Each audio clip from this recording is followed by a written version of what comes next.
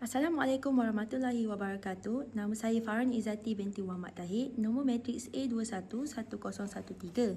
Video pertama yang saya pilih ialah dari Petronas yang bertajuk Anak Siapa Ini. Sinopsis video ini ialah tentang kisah seorang anak muda yang bernama Rafi yang pulang ke kampung halaman arwah ayahnya untuk melawat rumah Pak Cik Karim, iaitu merupakan sepupu rapat ayahnya ketika dahulu.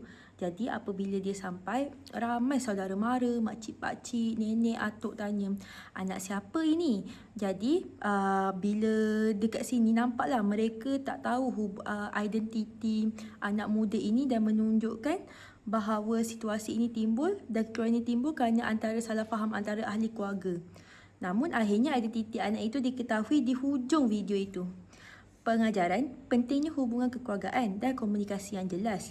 Salah faham boleh berlaku jika maklumat yang diterima tidak tepat ataupun tidak jelas ketika disampaikan.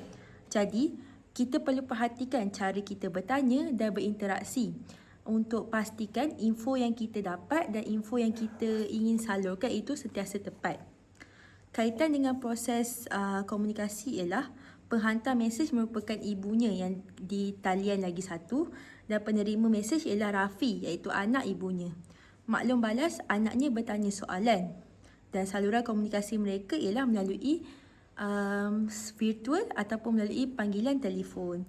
Pada pendapat saya, pentingnya komunikasi yang tepat supaya info yang kita terima tu betul, sebab kadang dengan sedikit je info yang tersalah ataupun cara kita sampaikan boleh hancurkan mesej sebenar yang kita nak hantar.